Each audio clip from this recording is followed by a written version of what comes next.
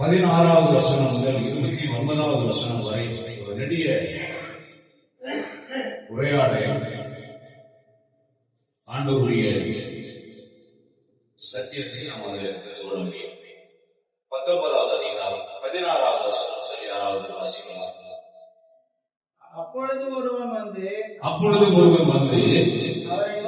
அவரை நோக்கி நல்ல போதகரே நித்திய ஜீவனை அடையும்படிக்கு நான் எந்த நன்மையை செய்ய வேண்டும் என்று சொல்லி கேட்கிறான். சொல்லுங்க, நித்திய ஜீவனை நான் அடைய வேண்டும், அதற்கு நான் என்ன செய்ய வேண்டும் என்று சொல்லி கேட்கிறான். அதற்கு இயேசு கிறிஸ்து என்ன சொல்றார் பாருங்க. அதற்கு அவர் நீ என்னை நல்லவன் என்று சொல்வானே, தேவன் ஒருவரை தவிர நல்லவன் ஒருவனும் இல்லை. நீ நித்திய ஜீவனை பெற்றுக்கொள்ள விரும்பினால் கற்பனைகளை கைக்கொள். சொல்லமா, வேதமே சத்தியம். கற்பனை என்றால் வேதம், வேதத்தில் இருக்கிற ஆலோசனைகள், வேதத்தில் இருக்கிற கட்டளைகள், பிரமாணங்கள், நியாயங்கள், இவைகளை கைக்கொள் என்று சொல்லி அவருக்கு ஆலோசனை சொல்கிறார். வாசிக்கிறோம். அவன் அவரை நோக்கி எந்த பிரமாணத்தை, எந்த நியாயத்தை நாம் கைக்கொள்ள வேண்டும் என்று சொல்லி கேட்கிறான். அதற்கு இயேசு கொலை செய்யாதிருப்பாயாக, விபச்சாரம் செய்யாதிருப்பாயாக, திருடாதிருப்பாயாக, பொய் சாட்சி சொல்லாதிருப்பாயாக, தகப்பனையும் தாயையும் கனம் பண்ணுவாயாக, உன்னிடத்தில் நீ அன்பு கூறுவது போல பிறனிடத்திலும் அன்பு கூறுவாயாக என்ற கற்பனைகளே சொல்லி ஆண்டவர் அவர் மோசேயின் பிரமாணத்திலிருந்து பழைய ஏற்பாட்டிலே இருக்கிற கற்பனைகளை அவனுக்கு நினைவூட்டுகிறார். அந்த வாலிபன் உடனே என்ன சொல்றாரு, ஆண்டவரை பார்த்து, இயேசு கிறிஸ்துவை பார்த்து என்ன சொல்றாரு, இவைகளை எல்லாம் நான் சிறு வயது முதல் கை கொண்டு வருகிறேன். சொல்லுங்க. இப்போ அவர் சொல்றாரு, ஐயா நீங்க சொல்ற விஷயத்தை எல்லாம் நான் ஆல்ரெடி செஞ்சுக்கிட்டு தான் இருக்கிறேன். சொல்லுங்க. இப்போ என்ன சொல்றாரு சாமி, சிறு வயது முதல் கை கொண்டு வருவேன், இன்னும் நான் எல்லாரும் செய்ய வேண்டியது என்ன இருக்குது, எதுவுமே இல்லையே, நீங்க சொன்னதுல எல்லாத்தையுமே நான் கரெக்டா தானே இருக்கிறேன் அப்படின்னு சொல்லி சொல்றேன். அதற்கு இயேசு நீ நல்ல சுத்தமான இருதயம் உள்ளவனாய், சாந்த குணம் உள்ளவனாய், சற்குணம் உள்ளவனாய். சற்குணம் அப்படின்னு சொல்லி சொன்னா, நம்ம சபையில ஒரு பையனுக்கு சற்குணம் பேர் வச்சோம். என்ன சற்குணம்? இல்லையா? மனோ சற்குணம். சற்குணம் அப்படின்னு சொல்லி சொன்னா, அதாவது சுத்த இருதயம் உள்ளவன், நல்ல குணம் உள்ளவன் என்று அர்த்தம். பூரண சம்பூர்ணனாக இருக்க விரும்பினால், சுத்தமான இருதயம் உள்ளவனாக இருக்க விரும்பினால், போய் உனக்கு உண்டானவைகளை விற்று தரித்திரனுக்கு கொடு, அப்பொழுது பரலோகத்தில் உனக்கு பொக்கிஷம் உண்டாயிருக்கும். போதும். இப்போ இதுவரைக்கும் வாசிச்ச அந்த வசனங்கள் என்ன சொல்லுகிறது என்று சொன்னால், கட்டளைகளை கைக்கொள்வதனால் மட்டும் நாம் பரலோக ராஜ்யம் என்ன பண்ண முடியாது, போக முடியாது. என்ன கட்டளையை கைக்கொள்ளணும்? நம்ம அப்பா அம்மாவை நம்ம பார்த்துக்கிறோம். அப்புறமா என்ன பண்றோம்? திருடாம இருக்கிறோம். அப்புறம் என்ன பண்றோம்? விபச்சாரம் செய்யாம இருக்கிறோம். அப்புறம் என்ன பண்றோம்? பொய் சாட்சி சொல்லாம இருக்கிறோம். அப்புறம் என்ன பண்றோம்? என்னென்ன எழுதியிருக்கிறதுல கொலை செய்யாம இருக்கிறோம். இப்ப நம்ம கொலை செய்யல, விபச்சாரம் செய்யல, பொய் சாட்சி சொல்லல, அடுத்தவர்களுடைய பொருளை இச்சிக்கல, இவ்வளவு செஞ்சும் ஆண்டவர் சொல்றாரு பரலோகத்துக்கு டிக்கெட்டு கிடையாது அப்படின்னு சொல்லி சொல்றாரு. பரலோகத்துக்கு டிக்கெட் எப்படி கிடைக்கும் அப்படின்னு சொல்லி சொன்னா, இது எல்லாத்தையும் செய்யணும். அதே சூழ்நிலையில அடுத்தவங்க மேல வைத்தறிச்சல் படக்கூடாது, அடுத்தவங்க மேல போராட்டம் படக்கூடாது, அடுத்தவன் ஏதாவது குறைச்சலா இருக்கிறான்னு சொல்லி சொன்னா அவனுடைய குறைச்சலை எப்படியாவது சரி செய்ய நம்மளால முடிந்த உதவியை என்ன பண்ணணும், செய்யணும். வெள்ளிக்கிழமை இல்லையா சொல்லுங்க. இன்னைக்கு வெள்ளிக்கிழமை காலையிலே நான் என்ன பண்ண பாக்கெட்ல பர்ஸ் எடுத்து போகாம போயிட்டேன்.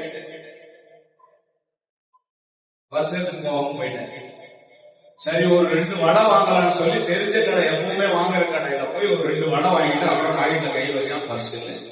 2 வடை 12 ரூபாய் சொன்னாங்க. நான் பாக்கெட்ல பாக்குறேன், நான் தேடுறத அவர் புரிஞ்சுக்கிட்டு என்ன சொல்றாரு, ஐயா நீங்க காசு எடுத்து வரலன்றது எனக்கு புரியுது, ஆனாலும் இன்னைக்கு வெள்ளிக்கிழமையா இருக்குது, நான் எப்படி முதல்ல அப்படின்னு யோசிக்கிறேன். இல்லையா சொல்லுங்க. அப்ப நம்ம என்ன பண்றோம், நாள் பார்க்கிறோம். ஒருத்தருக்கு அவருக்கு நான் கொடுத்துருவேன்றது தெரியும், என் சூழ்நிலை இப்போ வந்து 12 ரூபாய் இல்லாம நான் தவிக்கிறேங்கிறது தெரியும், எனக்கு ஏதாவது உதவி செய்யலாம்ன்ற எண்ணமும் அவருக்கு தெரியும். ஆனா அவர் நினைக்கிறாரு வெள்ளிக்கிழமையா இருக்குது, கொஞ்சம் வெயிட் பண்ணுங்க, அந்த வடையை கையில கொடுத்த வடையை என்ன பண்ணாரு வாங்கி அவங்க வச்சுட்டு வேற ஒரு தம்பி அந்த 4 வடைக்காக நிற்கிறாரு, அதோட சேர்த்து 2 வடையை கட்டி அவருக்கு கொடுத்துட்டு அதுக்கப்புறம் எனக்கு கட்டி கொடுக்குறாரு. இப்போ அவருடைய எண்ணம் எப்படி இருக்கு பாருங்க, எனக்கு உதவி செய்யணும்னு நினைக்கிறாரு, ஆனாலும் அவருடைய சம்பிரதாயமோ அவருடைய சாஸ்திரமோ அதை என்ன பண்ணுது, அந்த உதவியை என்ன பண்ணுது, தடுக்குது. அப்போ நமக்கு பூரண சர்வணம் இருக்கணும் அப்படின்னு சொல்லி சொன்னா இந்த மாதிரி விஷயங்கள்ல நம்ம நாள் பார்க்க கூடாது, செவ்வாய்க்கிழமை பார்க்க கூடாது, வெள்ளிக்கிழமை பார்க்க கூடாது.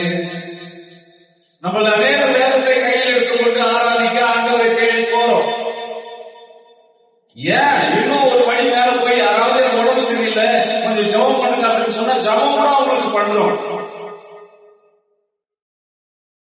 அவங்க வீட்டுல ஏதாவது பிரச்சனை அப்படின்னு சொல்லி சொன்னா நம்ம கேட்டுக்கிறோம், அவங்க வீட்டுக்கு போய் பரிசு கூட பண்றோம்.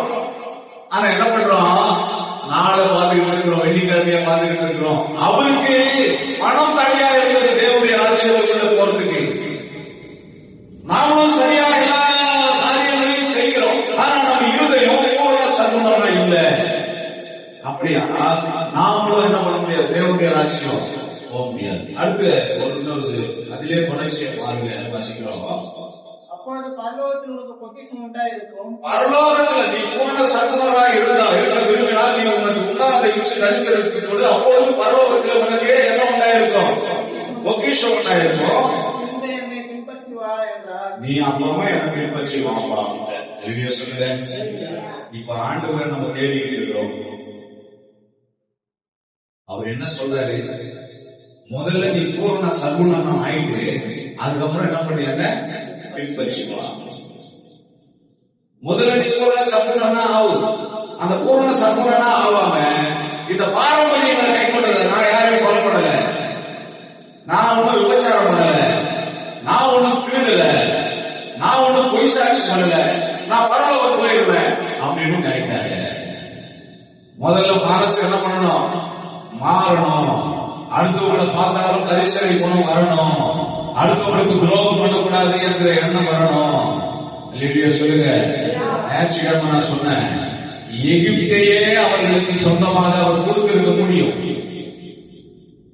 எகிப்து தேசத்திலேயே அவர்களுக்கு சொந்தமாக அவர் கொடுத்திருக்க முடியும். ஆனா அவர்கள் எகிப்தை விட்டு வெளியே வந்தால்தான் அவர்கள் அந்த பாடுகளையும் அந்த உபத்திரவங்களையும் ஆண்டவர் செய்கிற அற்புதங்களையும் அதிசயங்களையும் ஆண்டவர் எவ்வளவு நல்லவர் என்கிற கிரியைகளையும் அவர்கள் உணர்வது வாய்ப்பு இருக்கும். அப்படி உணர்ந்தால்தான் அவர்கள் அதற்கு அந்த ஆசீர்வாதத்திற்கு, அந்த கானான் தேசத்தின் ஆசீர்வாதங்களுக்கு அவர்கள் தகுதி உள்ளவர்களாக மாற்றப்படுவார்கள். சொல்லுங்க. அதுதான் வசனம் சொல்லுது, சோதனையை சகிக்கிற மனுஷன் பாக்கியவான், அவன் உத்தமன் என்று விளங்கின பின்பு கர்த்தர் அவனுக்காக வைத்திருக்கிற கருத்தை பெறுவான், கிரீடத்தை பெறுவான்.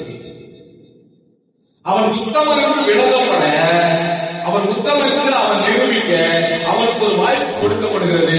அதுதான் வராந்திர வாழ்க்கை. அங்கேயே அவங்களை ஆசீர்வதிச்சு, அங்கேயே அவங்களை வந்து எகிப்தியை விட்டு விரட்டி, அங்கேயே அவங்களுக்கு சீட்டு போட்டு கமிட்டு கொடுத்திருக்கலாம். தேசத்துல எகிப்து தேசமே இஸ்ரேல் தேசமா மாற்றி இருக்கக்கூடிய ஆண்டவராக.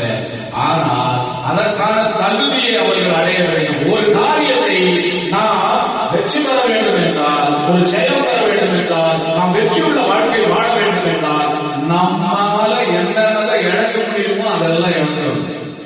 நம்ம எதை இழக்கிறோங்கிறத கடவுள் அதை கவனிக்கிறார். நம்ம எகிப்துடைய சந்தோஷங்களை இழந்து வராந்திரத்தில்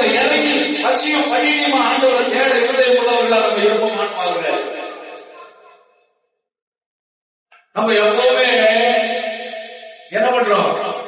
சுகமா ஆசீர்வாதத்தை உட்கார்ந்த இடத்துல இருந்து வாங்கணும்னு நினைக்கிறோம். அப்படி வராதுங்க, அப்படி வராது. எல்லாரும் பாடுகளை அனுபவித்து கஷ்டங்களை அனுபவிச்சுதான் முன்னேறணும். அதுதான் தேவனுடைய ஆசீர்வாதம். சுகமான ஆசீர்வாதம் நிலைச்சி இருக்க, எப்பவுமே நிலைச்சி இருக்க. கஷ்டங்களையும் பாடுகளையும் அனுபவிக்கணும். அப்புறம் தொடர்ந்து வாசிக்கலாம் பாருங்க. அந்த வாலிபன் மிகுந்த ஆஸ்தி உள்ளவனாய் மிகுந்த ஆஸ்தி உள்ளவன், அவர்கிட்ட நிறைய இருக்குது பணம், ஆஸ்தி உள்ளவனாய் இருந்தபடினாலே இந்த வார்த்தையை கேட்ட உடனே துக்கமடைந்தவனாய் போய்விட்டான். பாருங்க, துக்கத்தோடு கூட அவன் வீட்டுக்கு போயிட்டான். நித்திய ஜீவன் வேணும்னு சொல்லி சொல்றான். ஆனா ஆண்டவருடைய சத்தியத்தை நிறைவேற்ற அவனுக்கு என்ன இல்ல? மனசு இல்ல. இதே மாதிரி ஒரு ஆஸ்தி உள்ளவர் சகேயு சொல்லவே சொல்லல. சகேயு கிட்ட இவர் சொல்லவே சொல்ல, எப்பா நீ ரொம்ப தப்பு பண்ணிருக்கிற, நிறைய பேருடைய கோபத்துக்கு ஆளாயிருக்கிற, நிறைய பேருடைய சொத்தை நீ அபகரிச்சு வச்சிருக்கிற, நீ திருட்டனவா நிறைய பேருக்கு வரியை அதிகமா வசூல் பண்ணி நீ பாக்கெட்ல வச்சிருக்கிற, உனக்கு சொந்த பொசிஷன்களை சேர்த்து வச்சிருக்கிற, தயவு செய்து அதெல்லாம் கூட்டுரு, நீ பரலோக ராஜ்யம் போகணும்னு சொல்லி ஆண்டவர் சொல்லவே சொல்றதுக்கு முன்னாடியே அவன் இருதயம் குற்றப்பட்டு, ஐயோ இவ்வளவு பரிசுத்தமான ஆண்டவர் எனக்கு ரட்சிப்பை அருளை சுத்தமா இருக்கிறாரு, அந்த ரட்சிப்பை நான் தக்க வைத்துக் கொள்ள வேண்டுமானால் இந்த பாவமான இந்த பணத்தோடு கூட நான் என்ன பண்ணக்கூடாது? வாழக்கூடாது. அதை தூக்கி அந்த உரியவர்களுக்கு கொடுத்துடணும். அந்த சாபமுள்ள பணம் என் வீட்டுல இருக்கிற வரைக்கும் அந்த ரட்சிப்பை நான் சுதந்திரிக்க முடியாது. ஆண்டவர் உள்ள போனாலும் சொல்லிட்டாரு. என்ன சொல்லிட்டாரு? இந்த வீட்டுக்கு ரட்சிப்பு வச்சுன்னு சொல்லிட்டாரு. சொல்லிட்டு அப்புறம் அவன் அந்த பணத்தை திருப்பி கொடுக்கணும்னு அவசியம் இல்லை அப்படின்னு நினைச்சிருந்தாங்கன்னா அந்த ரட்சிப்பை அவன் உண்மையாக பரிபூர்ணமாக அனுபவிச்சு இருக்க முடியாது.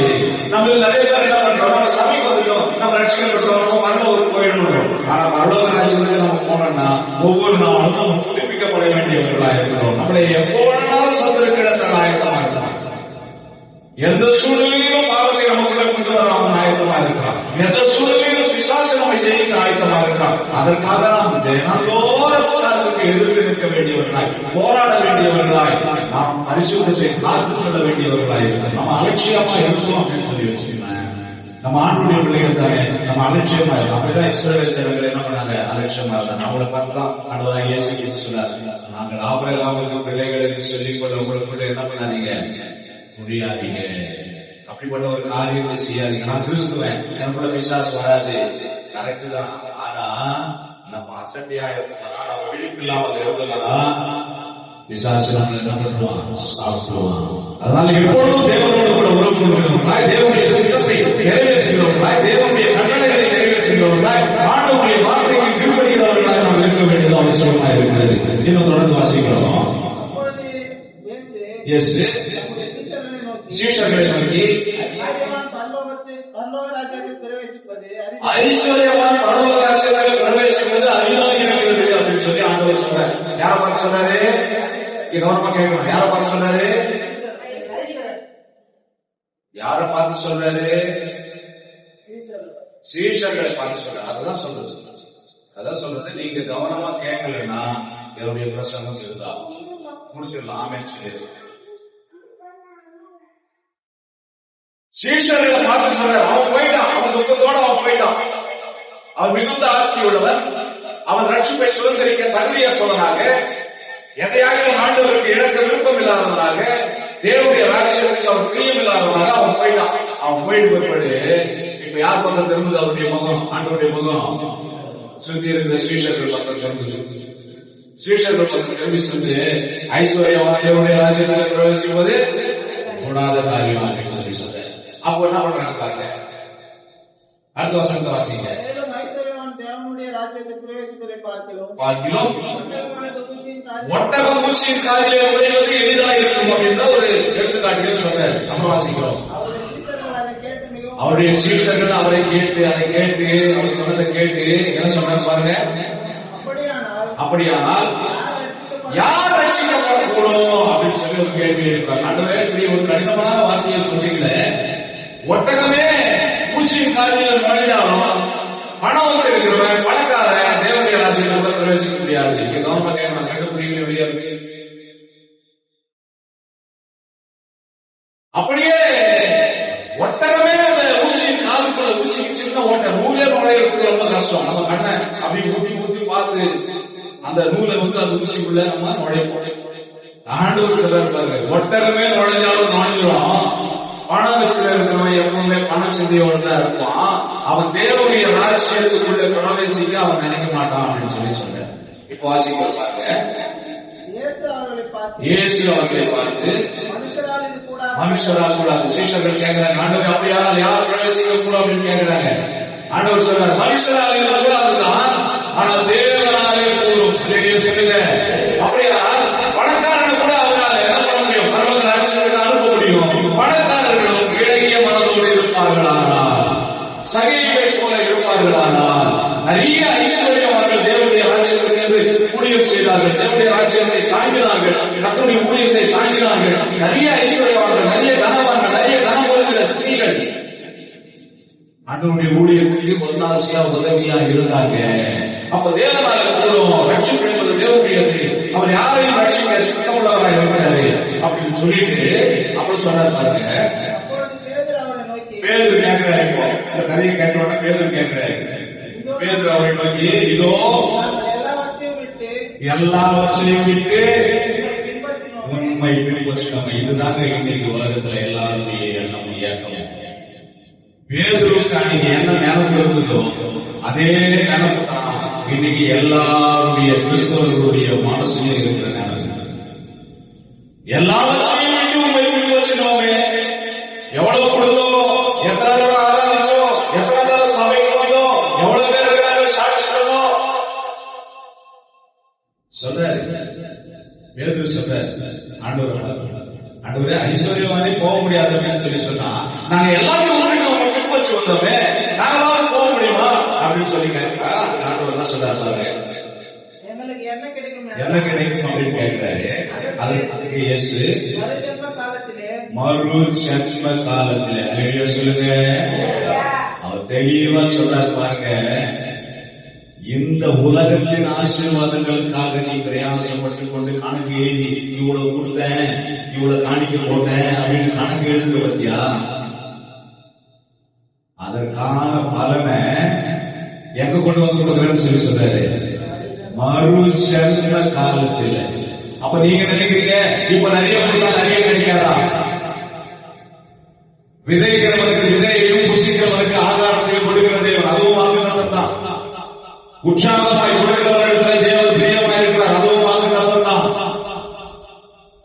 அதற்காக கொடுக்கிறவர்களை கர்த்தர் ஏமாற்றி அவருடைய பணங்களை அவர் அபகரித்து கணக்கானவைகளை சேர்த்துக் கொள்கிறவர் அல்ல. ஒருவரிடத்திலேயும் ஆண்டவர் ஒரு பைசாவாக கொடுத்துருவார்.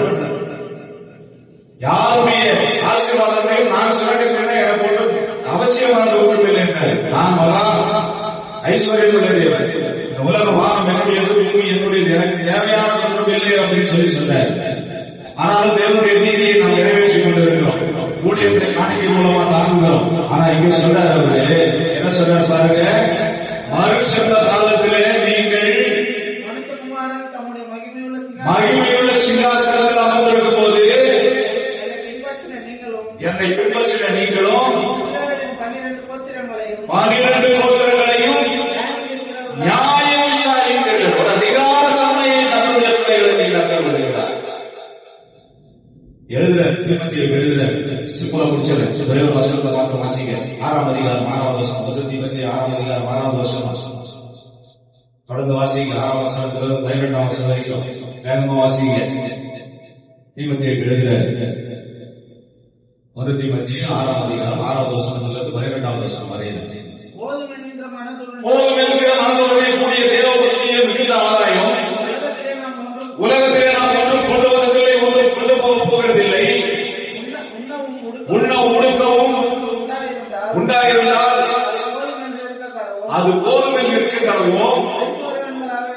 ஐஸ்வர்யவான்களாக விரும்புகிறவர்கள் பாருங்க, ஐஸ்வர்யவான்களாக விரும்புகிறவர்கள், தேவராஜ்யத்தை தேடாமல் பணத்தையே தேடிக்கொண்டிருக்கிறவர்கள், எப்பொழுது பார்த்தாலும் இன்னும் கொஞ்சம் ஆஸ்தி வாங்கலாமா, இன்னும் கொஞ்சம் சொத்து வாங்கலாமா, இன்னும் கொஞ்சம் ஆடு மாடு நிகழ்ச்சிகள் வாங்கலாமா, இன்னும் கொஞ்சம் நகை வாங்கலாமா, இன்னும் கொஞ்சம் நகை வாங்கலாமா, இன்னொரு வீட்டை வாங்கலாமா, இன்னொரு வாகனத்தை வாங்கலாமா, எண்ணமெல்லாம் எங்க இருக்குது? ஐஸ்வர்யத்திலே இருக்கிறது.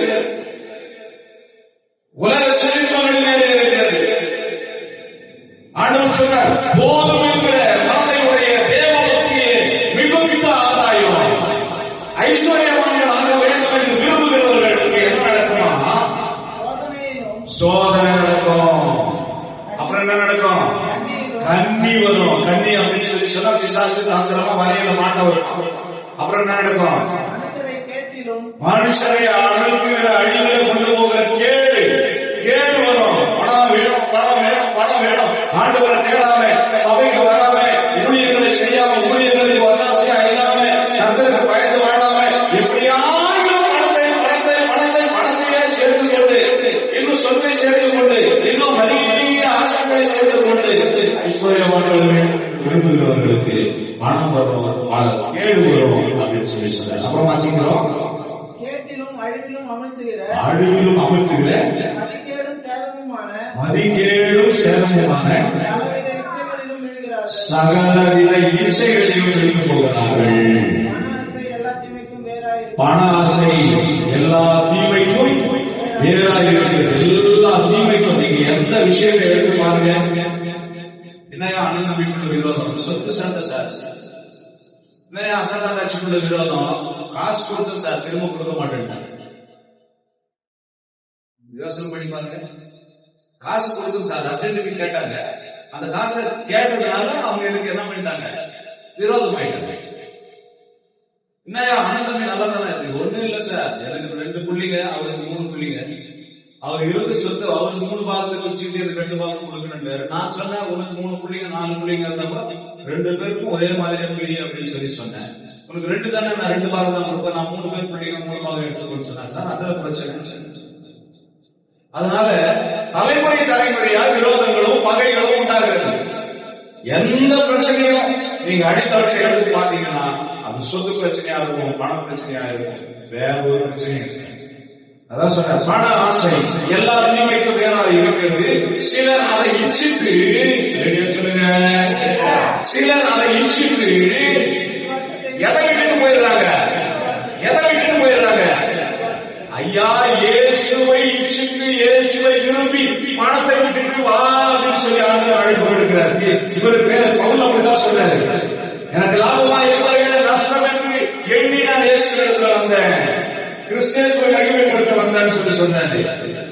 அதான் சகையும் செஞ்சாரு. எனக்கு பணம் வேணாம், எனக்கு இயேசுதான் வேணும் அப்படின்னு சொல்லி சொன்னாரு. அதான் பேரும் செஞ்சாரு. எனக்கு மீன் தான் வேணாம், வலையில் கட்ட மீனை காமிச்சார் ஆண்டவர். யோசனை பண்ணி பாருங்க. ராவணமும் மீன் இல்லாம வருத்தப்படுகிற ஒருத்தருக்கு மலைமையை கட்ட மீனை காமிச்சு அப்புறம் சொல்றாரு, நீ எனக்கு பின்பற்றி வாழ்ற. இவனுக்கு ஒரு கண்ணு இந்த பக்கம் இயேசு மேல, ஒரு கண்ணு மீன் மேல. ஆனா யார் ஜெயிச்சு? மாம்சம் ஆவிக்கு விரோதமாகவும், ஆவி மாம்சத்துக்கு விரோதமாகவும் ஒன்றோடு ஒன்று என்ன பண்ணுது? போட்டி போடுது, சண்டை போடுது. பேதர் என்ன பண்ண தெரியுமா? ஆண்டவரே, நீங்க நிறைய மீனை காமிச்சிங்க, என் வாழ்க்கையில இப்படிப்பட்ட மீன்களை பிடிக்க எனக்கு நீங்க உதவி செய்யுங்க. எனக்கு நீங்க தேவையில்லை மீன், எனக்கு நீங்க தான் தேவை. வெளியே சொல்லுங்க. ஆனா மீனை தேடி போக பாருங்க. மீன் பல மீனை காமிங்க. 2 படையில மீனை காமிச்சாரு. வேணா ஆண்டவரே, வெளியே சொல்லுங்க, வெளியே சொல்லுங்க, நீங்க தான் வேணும். அதுதான் கிறிஸ்தவ ஜெயிக்கிறது அப்படின்னு சொல்லி சொன்னா நிறைய காமிப்பார் ஆண்டவர். உன் கண்ணுக்கு முன்னாடி நிறைய காமிப்பார். லோத்துக்கு காமிச்சாரு, செழிப்பான தேசத்தை காமிச்சாரு. உடனே அந்த தேசத்தை ஒட்டிக்கலாம். அவன் சமயம் குடும்பமே அழிஞ்சு. அலிடியோ சொல்லுங்க, அலிடியோ சொல்லுங்க. கடவுள் வறட்சியில நடத்தினாலும், வனாந்திரத்தில நடத்தினாலும் போஷிப்பார் என்ற விசுவாசத்தோடு நடக்கிறவர்களை கொண்டு போய் காணாம தேசத்துல சேர்த்தார். ஆண்டவர் வாசிக்கிறதுல மனுஷரை அழிக்கிற அழிவிலும் அழிந்து போவார்கள். பண ஆசை எல்லா தீமைக்கும் வேறாக இருக்கிறது. சிலர் அதை இச்சைக்கு விசுவாசத்தை விட்டு விலகி போகிறார்கள். நீயோ தேவனுடைய மனுஷனே, இந்த பண ஆசைய, இந்த உலக ஆசைய விட்டு ஓடி நீதியையும் தேவபக்தியையும் விசுவாசத்தையும் அன்பையும் பொறுமையையும் சாந்த குணத்தையும் அடையும்படி நாடு. ஆண்டவரை நாடுகிறவர்களுக்கு என்னென்ன வேணுமா? விசுவாசம், அப்புறம் முதல்ல சொல்லுங்க, நீதி, தேவபக்தி, விசுவாசம், அன்பு, பொறுமை, சாந்த குணம். இப்படிப்பட்டவைகளை நீ நாடு. அப்ப ஆண்டவரை நாடுகிறேன், ஆண்டவரை தேடுகிறேன் என்கிறவர்களுக்கு உரித்தான ஒரு குணங்கள் இந்த குணங்கள் தான். அப்படி நாம் நாடினோமானால் நாம் நிச்சயமாக உலகத்திற்குரிய ஆசீர்வாதங்களையும் பெற்றுக்கொள்வோம். தேவனுடைய வல்லமையும் தேவனுடைய பலத்தையும் பரலோகத்தின் மேன்மையும் இந்த பூமியை நாம் அனுபவிப்போம். நம்முடைய நோக்கம் பணமாய் இருக்கக்கூடாது. நம்முடைய நோக்கம் தேவராட்சியமாய் இருக்கிறது. தங்களை மூடி செபிக்கலாம். கர்த்தருடைய ஆசீர்வாதம்.